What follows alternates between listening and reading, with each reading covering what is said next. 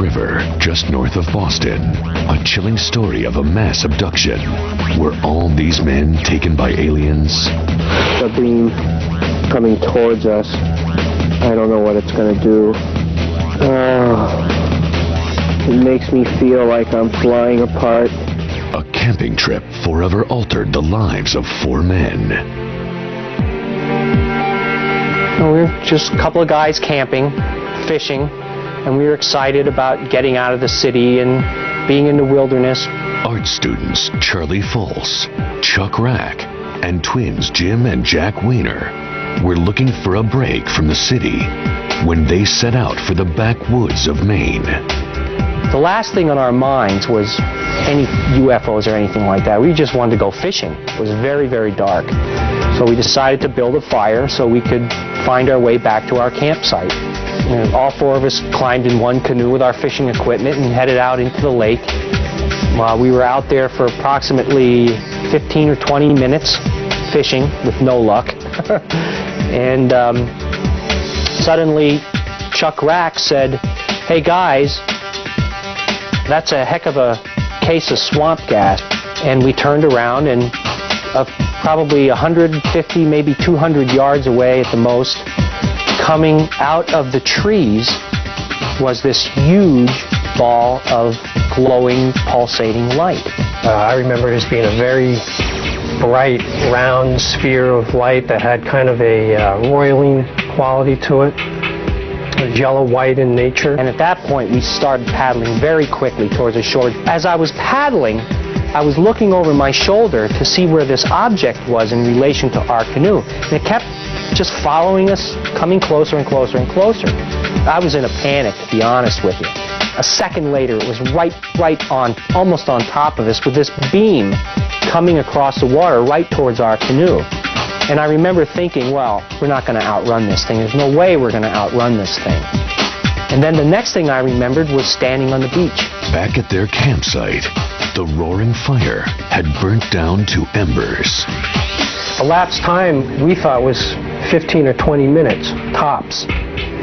And we couldn't understand why the fire had burnt down so soon. None of the men could account for the missing time, nor were they ready to discuss what had just occurred. The 4 of us were just left there standing on the beach in total silence. We didn't really even talk to each other. I guess we were in shock. Little mention was made of the incident for 12 years, until strange dreams began to torment the Weiners. And then I would wake up and I would be drenched in sweat and my heart would be beating really fast. I started having nightmares about being in some room or some area with these strange creatures around us. I said, I can't believe you're telling me this because I've been having the same dream. A psychiatrist evaluated the twins and referred them to UFO researcher Dr. Ray Fowler. Only after agreeing to hypnosis did the brothers begin to recall their shared experience.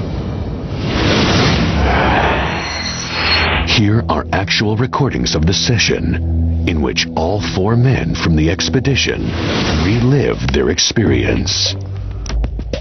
The beam is coming towards us. I don't know what it's going to do. It makes me feel like I'm flying apart. Each of their individual accounts depicted the same harrowing details. Had no idea where I was.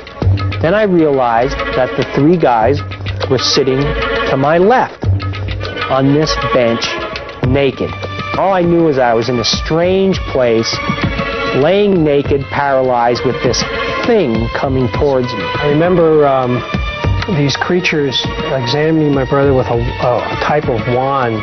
The next thing I remembered was they turned me over and then they were doing some type of anal exam. I remembered a pressure, a heat of my physical body being ripped to shreds, like on a molecular level. I mean, it's the only way I can verbalize it, but it is an extremely unpleasant feeling. It feels like death.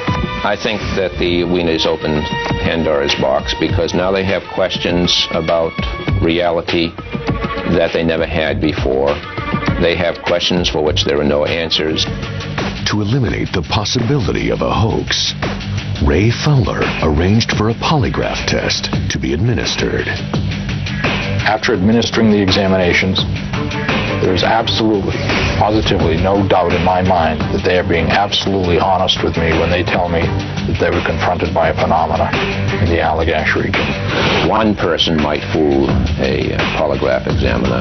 You have four, all passing the tests, and the polygraph examiner being convinced that all four are telling the truth is very important. I feel very strongly that what they describe is a real experience. But to these men, the trip up the Alagash was only the start of an ongoing journey. It's not over. This is an ongoing thing. We're tagged. Well, what can I do? Go hide? They're going to find you.